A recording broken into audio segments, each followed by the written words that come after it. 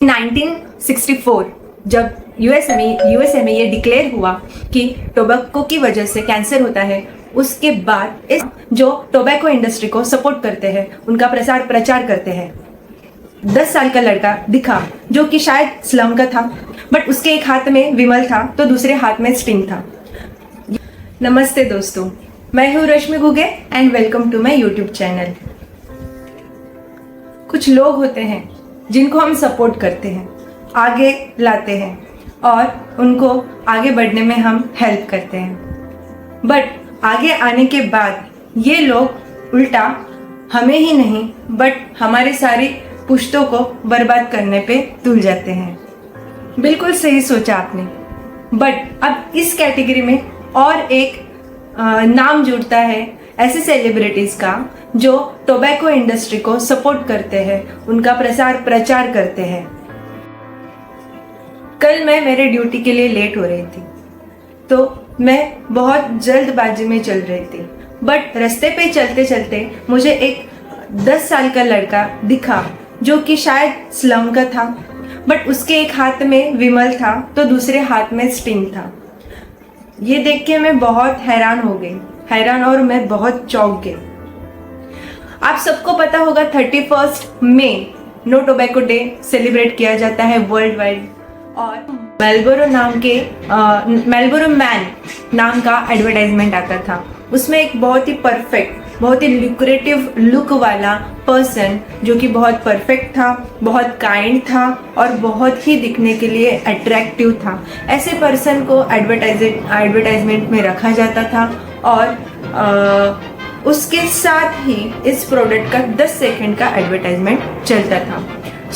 इसमें होता ये है कि अगर हम देखने जाए तो ये प्रोडक्ट का एडवर्टाइजमेंट है ही नहीं, यहाँ पे एडवर्टाइजमेंट है लाइफस्टाइल का। टोबैको जैसे प्रोडक्ट को लाइफस्टाइल के साथ कनेक्ट किया गया। बात करते हैं लाइफस्टाइल मार्केटिंग की। लाइफस्टाइल मार्केटिंग में होता क्या है? जनरली यहाँ पे लाइफस्टाइल मार्केटिंग का हम पे बम्बार्डमेंट होते रहता है और ये हम जान ही नहीं पाते कि ये लाइफस्टाइल मार्केटिंग हम पे थोपा जा रहा है। मेरी ये गुजारिश है कि आप आपकी आंखें खुली रखें और इस ट्रैप से खुद को बचाइए और सुरक्षित रहिए। इस तरीके की जो भी एडवर्टाइजमेंट यहाँ पे टीवी पे, मीडिया पे चलती रहती है, इन पे सख्त बैन आना चाहिए। साल 2024 चालू है और अभी वक्त है कि हमें इस दुष्चक्र को तोड़ना है और हम सबको साथ मिलके टोबैको को एक्सपोज करना है। इस इंडस्ट्री की वजह से जो भी हानि हो रही है वो रोकना है।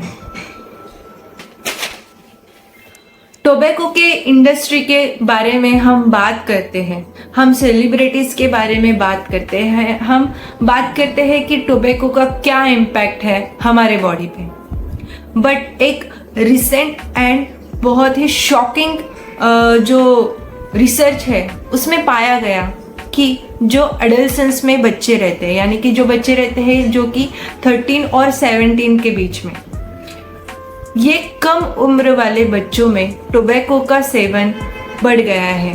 Near about 37 million childrens are consuming tobacco.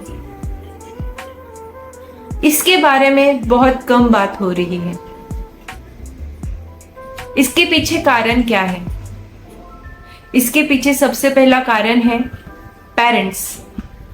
अगर एज ए पेरेंट आप टोबैको कंज्यूम कर रहे हो तो 90% चांसेस है कि आपका जो बच्चा है वो कंज्यूम करेगा और उसके लाइफ के लिए ये बहुत ही हानिकारक रहेगा। दूसरी बात रहते हैं कि जो स्टार्स है, जो सेलिब्रिटीज है, अगर वो इस तरीके के एडवर्टाइजमेंट करेंगे तो ये लोग बच्चे इनसे इन्फ्लुएंस होते हैं और ये जो टोबैको है, ये जो ड्रिंकिंग ऑफ अल्कोहल है, इसको ज़्यादा से ज़्यादा नॉर्मलाइज करने की कोशिश की जाती है। आजकल सिनेमा में देखते होंगे, सारे मूवीज में जो मूवी का हीरो रहता है वो सिगरेट पीता है, दारू पीता है, फिर भी वो हीरो है। असल में वो हीरो नहीं है, असल में ये ड्रिंक स्मोक करने वाला विलन है हमारे बच्चों के लिए। इस पे सॉल्यूशन क्या है?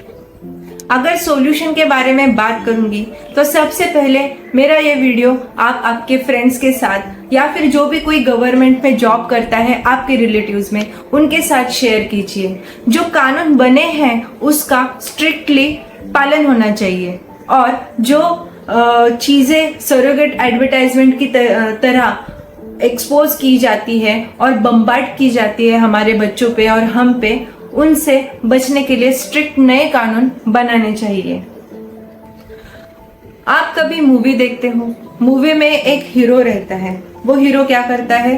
वो सिगरेट जलाता है, स्टाइल से सिगरेट पीता है, और उसके नीचे एकदम बारीक अक्षर से लिखा होता है कि टोबैको सेवन ना करें, इसकी वजह से कैंसर होता है।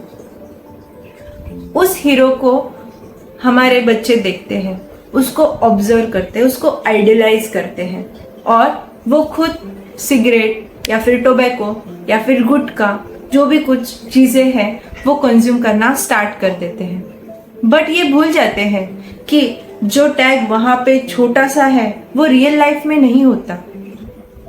वो जो टैग है नो टोबैको या फिर tobacco is hazardous to your life, ये टैग हमारे रियल लाइफ में वहां पे नहीं होता। अगर एज अ पेरेंट हम इन चीज़ों को कंज्यूम करते हैं तो हमारे बच्चे हमें ऑब्जर्व करते हैं, हमें देखते हैं, और वो हमें आइडलाइज करके हमें फॉलो करते हैं, जो कि बहुत ही गलत बात है। अगर आप आपके बच्चों के लिए एक सिक्योर फ्यूचर चाहते हो तो आपको खुद को सबसे पहले इस आदत को छोड़ना पड़ेगा, जो कि बहुत